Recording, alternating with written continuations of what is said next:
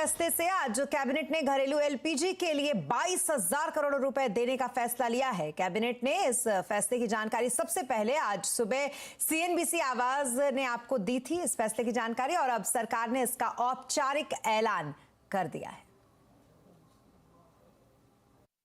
22,000 करोड़ रुपए का जो इन्होंने खर्चा वहन किया है, वो वन टाइम ग्रांट भारत सरकार 22,000 करोड़ रुपए की दे रही है, ताकि आम नागरिक के ऊपर, देश की सामान्य जनता जो हमारे देश के नागरिक है उसके ऊपर इसका बोझ ना पड़े।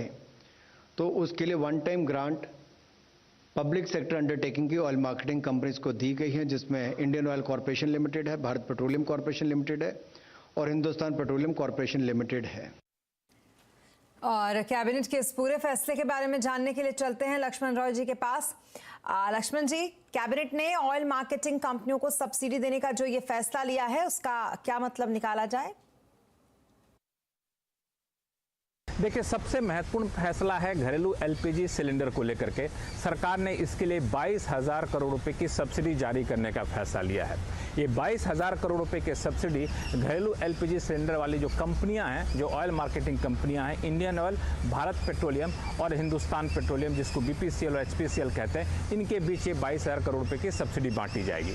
ये सब्सिडी जो है बजट में जो आवंटित की गई थी करीब 6,000 करोड़ रुपए की सब्सिडी, उससे अतिरिक्त होगी। और ये सब्सिडी देने की जरूरत इस वजह से पड़ी क्योंकि जून 2020 से जून 2022 तक अंतर्राष्ट्रीय बाजार में एलपीजी की कीमतें करीब 300% तक बढ़ी, लेकिन इन कंपनियों ने घरेलू एलपीजी की कीमतें सिर्फ 72% बढ़ाई। इस वजह से इन कंपनियों को काफ़ी ज़्यादा नुकसान हो रहा था, या फिर कहें तकनीकी भाषा में अंडर रिकवरी काफ़ी ज़्यादा बढ़ गई थी। तो इसी नुकसान या फिर अंडर रिकवरी के एवज में सरकार ने 22,000 करोड़ रुपए का भुगतान करने का फैसला लिया है। हालांकि सूत्र ये बता रहे हैं कि पेट्रोलियम मंत्रालय ने करीब 26,000 करोड़ रुपए से लेकर 28,000 करोड़ रुपए की मांग की थी, लेकिन दिया गया है सिर्फ 22,000 करोड़ रुपए। और ये भी जो पैसा दिया गया है, बता दूं, ये सिर्फ घरेलू एलपीजी के लिए है, ना कि पेट्रोल के लिए और ना कि डीजल के लिए।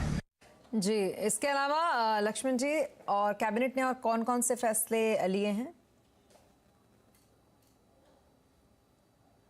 इसके अलावा करीब 6 महत्वपूर्ण फैसले लिए गए हैं, लेकिन उसमें से 3 सबसे ज़्यादा जो अहम है वो आपको बता दूं कि सरकार ने multi state cooperative society bill में बदलाव करने का प्रस्ताव को मंजूरी दे दी है। यानी कोऑपरेटिव सोसाइटी जो होती हैं उनके काम काज में ज़्यादा पारदर्शिता लाई जाए, कोऑपरेटिव सोसाइटी को ज़्यादा प्रभावशाली बनाया जाए, फंड जुटाने का रास्ता आसान किया जाए, बोर्ड के मेंबर को ज़्यादा सशक्त किया जाए, बोर्ड के मेंबर को ज़्यादा चुनाव में अधिकार दिए जाएँ, चुनाव ज़्यादा पारदर्शी तरीके से हो। इन सब के लिए सरकार ने multi state cooperative society bill में बदलाव करने के प्रस्ताव को मंजूरी दी है और संसद के अगले सत्र में इस बिल को पेश किया जाएगा। दूसरा जो महत्वपूर्ण फैसला लिया गया वो बता दूं कि कांडला में 2 खास तौर से इंफ्रास्ट्रक्चर प्रोजेक्ट बनने हैं। एक कांडला के टूना टेकरा में मल्टीपर्पस कार्गो बर्थ बनाने के प्रस्ताव को कैबिनेट ने मंजूरी दी है। इसमें करीब 1,719 करोड़ रुपए का लागत आना है। इसी तरीके से कांडला के टूना टेकरा में मल्टीपर्पस कार्गो टर्मिनल बनाने को भी मंजूरी दी गई है। और साथ ही साथ सरकार ने कंपटीशन एक्ट में भी कुछ जरूरी बदलाव किए हैं ताकि कारोबार करने के रास्ते को और ज्यादा आसान किए जाएं। जी, बहुत शुक्रिया तमाम डिटेल्स के लिए आपका लक्ष्मण। और कैबिनेट के इन फैसलों के बाद अब बात मार्केट की, जो 3 दिनों की गिरावट के बाद शानदार कमबैक मार्केट ने किया। बीएसई के सभी सेक्टर इंडेक्स बढ़त पर बंद हुए। सेंसेक्स 479 पॉइंट चढ़कर 57,626 पर और निफ्टी 140 पॉइंट चढ़कर 17,124 पर बंद हुआ। तो वहीं मिड कैप स्मॉल कैप शेयरों में अच्छी खरीदारी देखने को मिली। मार्केट का हाल समझने के लिए हमारे साथ हैं यतिन मोटा। सबसे पहले यतिन बताइए क्या कुछ रहे आज मार्केट के हाईलाइट्स?